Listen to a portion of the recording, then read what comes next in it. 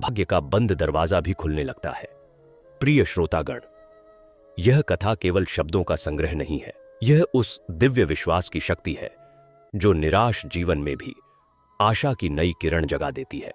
यह उस आस्था का प्रकाश है जो टूटे हुए मन को फिर से मजबूत बना देता है।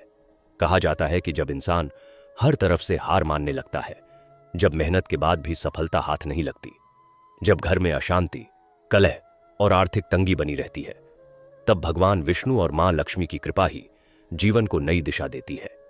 यदि आपके जीवन में बार बार बाधाएं आती हैं, काम बनते बनते बिगड़ जाते हैं, अथाह परिश्रम के बाद भी उचित फल प्राप्त नहीं होता, घर में धन तो आता है लेकिन टिकता नहीं, परिवार में सुख शांति की कमी बनी रहती है, या मन हर समय चिंता और भय से घिरा रहता है, तो प्रिय भक्तों, आज की यह दिव्य कथा केवल आपके लिए ही है।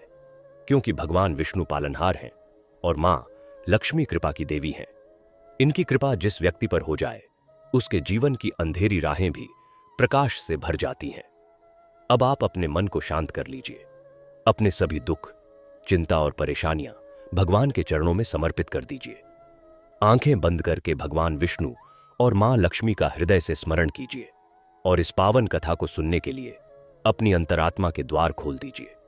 विश्वास रखिए, यदि यह कथा सच्ची श्रद्धा और विश्वास के साथ सुनी जाए तो यह जीवन में अद्भुत परिवर्तन ला सकती है। लेकिन प्रिय श्रोतागण, बृहस्पति व्रत की इस दिव्य कथा को आरंभ करने से पहले एक अत्यंत महत्वपूर्ण बात जान लेना बहुत आवश्यक है। हमारे सनातन धर्म ग्रंथों में कहा गया है कि गुरुवार के दिन सुनी जाने वाली भगवान विष्णु, मां लक्ष्मी और बृहस्पति देव की कथा को कभी भी अधूरा नहीं छोड़ना चाहिए। क्योंकि अधूरी कथा केवल शब्दों को अधूरा नहीं छोड़ती, बल्कि व्यक्ति के मन में भ्रम, शंका और अस्थिरता भी उत्पन्न कर देती है। बृहस्पति देव ज्ञान, धर्म, बुद्धि और सही मार्ग के प्रतीक माने जाते हैं। जब कोई व्यक्ति उनकी कथा को श्रद्धा से सुनता है तो उसके भीतर सही और गलत को पहचानने की शक्ति जागृत होती है। लेकिन यदि कथा बीच में छोड़ दी जाए तो मन विचलित हो जाता है और व्यक्ति अनजाने में गलत निर्णयों की ओर बढ़ने लगता है। इसलिए आपसे मेरा हाथ जोड़कर विनम्र निवेदन है कि आज की इस पावन कथा को अंत तक अवश्य सुने।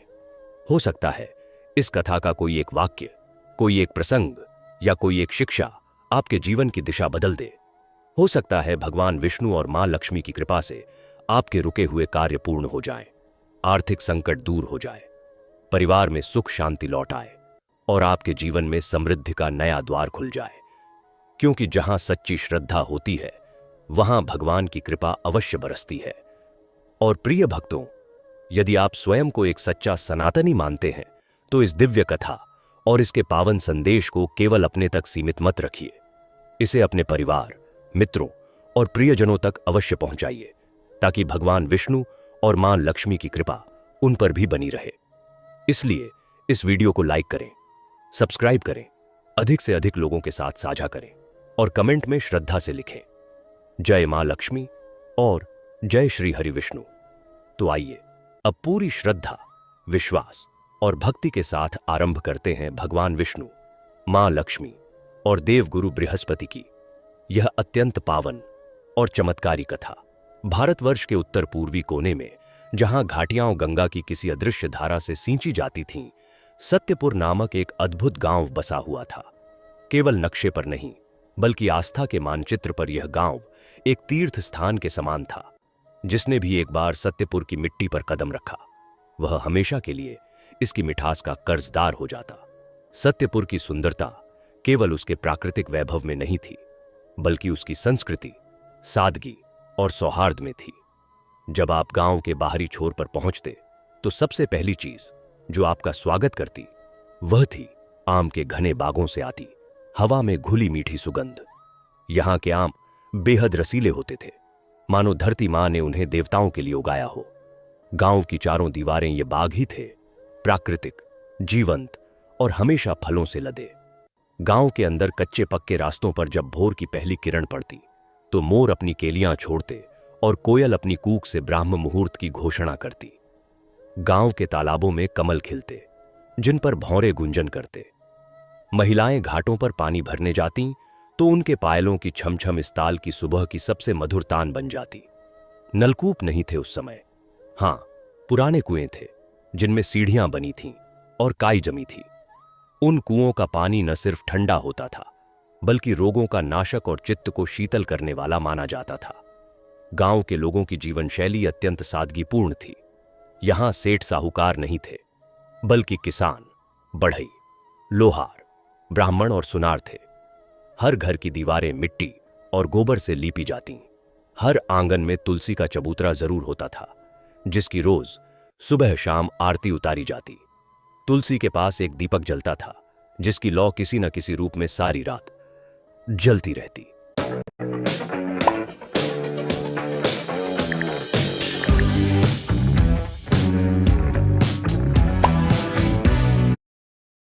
रहती।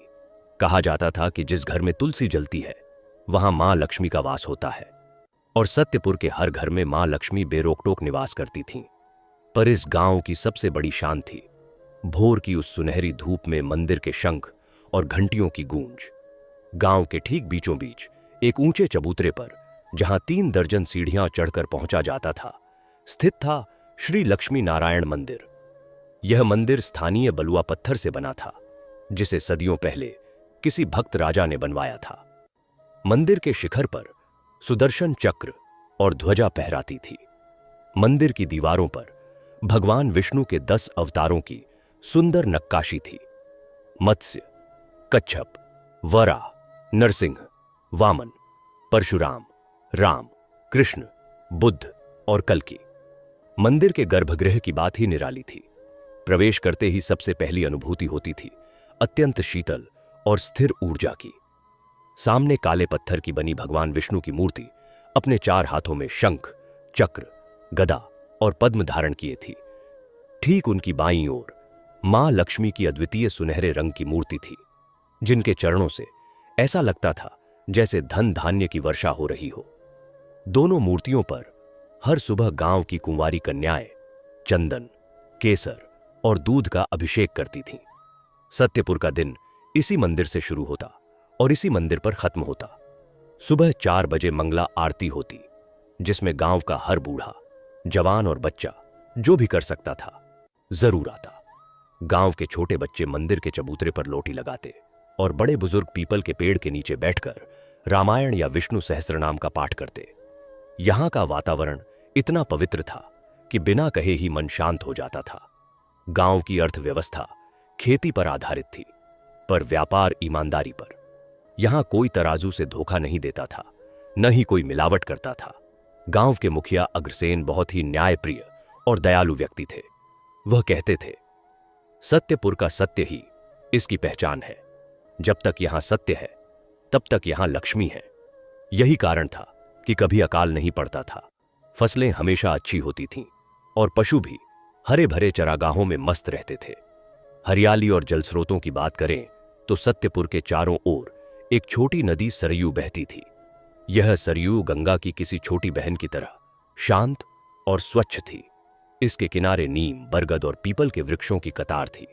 बरगद के विशाल वृक्ष के नीचे एक चबूतरा बना था, जहां गांव की पंचायत बैठती थी। यहीं बैठकर वे समस्याओं का समाधान, विवाह के निर्णय और त्योहारों की तैयारी करते थे। शाम ढलते ही बरगद के नीचे बच्चों का खेलना, बूढ़ों का गपशप करना और जवानों का युवाओं का मिलन एक जीवंत चित्र प्रस्तुत करता था। त्योहारों के दिन तो सत्यपुर साक्षात इंद्रलोक बन जाता था। होली हो, दीपावली हो या जन्माष्टमी, पूरा गांव एक सूत्र में बांध जाता था। सबसे भव्य उत्सव होता था गुरुवार का व्रत और महोत्सव, क्योंकि गुरुवार को समर्पित यह दिन देवगुरु बृहस्पति, भगवान विष्णु और माता लक्ष्मी का संयुक्त दिन माना जाता था। उस दिन गांव की स्त्रियां पीले वस्त्र धारण करती थीं, मंदिर में केसरिया ध्वज फहराई जाती थीं और पूरे दिन भजन कीर्तन चलता था। शाम को फिर आरती होती और पूरे गांव में प्रसाद वितरित किया जाता। श्रद्धा का वातावरण इतना गहरा होता था कि मानो सचमुच में देवता उस भूमि पर उतर आए हों। गांव के लोगों की सादगी भी अनूठी थी। कोई बाहरी व्यक्ति यदि भूखा आता तो कोई ना कोई दरवाजा उसके लिए जरूर खुल जाता। कोई अनाथ बच्चा होता तो पूरा गांव उसका परिवार बन जाता। किसी के घर में शादी होती तो सब अपने हाथों से खाना बनाते और सजाते। बीमारी होती तो हर घर से दवा, सहायता और आशीर्वाद पहुंचता। यह प्रेम ही सत्यपुर की सबसे बड़ी संपत्ति थी। शाम के समय जब सूर्यास्त होता और घरों की खिड़कियों में दीपक जल उठते तो दूर से देखने पर सत्यपुर धरती पर बिखरा हुआ तारों का झुरमुट लगता था। खेतों से गाए जाने वाले लोकगीत, मंदिर से आती हुई शांत मधुर आरती और मोरों की मदमस्त आवाजें, ये सब मिलकर एक राग बनाते थे जो सीधे आत्मा में उतरता था। और इसी सत्यपुर के बीच, इसी पवित्र वातावरण में रहते थे पुजारी देवदत्त। वह इस मंदिर की आत्मा थे और गांव वालों के लिए वह साक्षात भगवान का प्रतिनिधि थे। उनके बिना मंदिर अधूरा था और उनके बिना कोई अनुष्ठान पूरा नहीं होता था। देवदत्त का बचपन बहुत ही सादगी और संस्कारों में बीता। जब वह केवल 5 वर्ष के थे तो उनके पिता ने उन्हें वेदों की पहली किताब थमाई। देवदत्त की स्मरण शक्ति अद्भुत थी। वह सुनते ही मंत्रों को कंठस्थ कर लेते थे। गांव के बुजुर्ग कहते थे, यह बालक साधारण नहीं है, यह स्वयं बृहस्पति देव का कोई अंश है। देवदत्त ने काशी जाकर धर्मशास्त्र, व्याकरण, ज्योतिष और उपनिषद की गहन शिक्षा प्राप्त की। जब वह सत्यपुर लौटे तो उनकी विद्वता की धाक पूरे क्षेत्र में थी। जब पुराने पुजारी, उनके पिता, का देहांत हुआ तो पूरे सत्यपुर ने एक स्वर में देवदत्त को मंदिर का प्रधान पुजारी नियुक्त किया। उस दिन पूरे गांव ने दीप जलाए, मिठाइयां बांटी और कहा, अब हमारे मंदिर की शोभा दोगुनी हो जाएगी। और सचमुच ऐसा ही हुआ। देवदत्त ने मंदिर में नए नियम बनाए। उन्होंने रुद्राभिषेक, सत्यनारायण कथा, विष्णु सहस्रनाम का अनुष्ठान और गुरुवार विशेष पूजा आरंभ करवाई। दूर दूर से लोग इन अनुष्ठानों में भाग लेने आने लगे। देवदत्त प्रतिदिन ब्रह्म मुहूर्त में जागते थे, जब रात का अंधेरा सबसे गहरा होता है और पूर्व दिशा में पहली किरण का आभास मात्र होता है। वह सबसे पहले घर के तुलसी चबूतरे पर जल चढ़ाते, फिर स्नान करते। उनके स्नान का पानी गांव के उसी पवित्र कुएं का होता जिसे सत्यकूप कहा जाता था। कहा जाता था कि इस कुएं का जल साक्षात गंगा के समान पवित्र है। स्नान के बाद वह गीले वस्त्र में ही मंदिर की ओर चल पड़ते। उनके चेहरे पर तेज, आंखों में शांति और माथे पर विभूति की 3 रेखाएं विराजमान होती थीं। देवदत्त जब मंदिर के बाहर सीढ़ियों पर पहुंचते तो एक बार ठहरते, अपने दोनों हाथों को मस्तक पर रखते और भगवान विष्णु का स्मरण करते। फिर धीरे धीरे, जैसे कोई साम्राज्य के दरबार में प्रवेश करता है, वैसे ही वे मंदिर में दाखिल होते। गर्भगृह के द्वार पर खड़े होकर वह 3 बार घंटी बजाते। एक बार भगवान विष्णु के लिए, एक बार मां लक्ष्मी के लिए और एक बार गुरु बृहस्पति के लिए। उनके घंटी बजाने की शैली अद्वितीय थी, इतनी शक्तिशाली और साथ ही इतनी मधुर कि पूरे गांव में गूंज सुनाई दे जाती थी। गांव के लोग उस घंटी की ध्वनि को देववाणी कहते थे। देवदत्त मां लक्ष्मी और भगवान विष्णु की प्रतिमाओं को प्रतिदिन दूध, दही, घी, शहद और गंगा जल से स्नान कराते थे। यह पंचामृत अभिषेक इतने विधि विधान से होता था कि देखने वाला स्तब्ध रह जाता था। वह एक एक मंत्र का उच्चारण इतनी स्पष्टता और श्रद्धा से करते थे मानो वह स्वयं बृहस्पति हों। अभिषेक के बाद प्रतिमाओं को रेशमी वस्त्र पहनाए जाते थे। गर्मियों में सफेद ठंडे रेशम और सर्दियों में पीले गर्म वस्त्र। फिर चंदन, केसर, कस्तूरी और अबीर से श्रृंगार होता था। देवदत्त विशेष रूप से उस पीले चंदन का उपयोग करते थे जो सत्यपुर के ही एक वृद्ध ब्राह्मण की देखरेख में बनता था। वह चंदन इतना सुगंधित होता था कि मंदिर के गर्भगृह से बाहर निकलकर आम बागों तक उसकी महक फैल जाती थी। वह चंदन मूर्तियों पर लगाते समय देवदत्त के हाथ बड़े मनोयोग से हर कोने, हर आभूषण, हर मुद्रा को स्पर्श करते। ऐसा लगता मानो वह किसी जीवित देवता की सेवा कर रहे हों। पूजा के बाद भोग की थाली सजाई जाती थी। यह कार्य देवदत्त स्वयं करते थे। उनकी पत्नी सावित्री घर पर माखन, मिश्री, खीर, पूड़ी,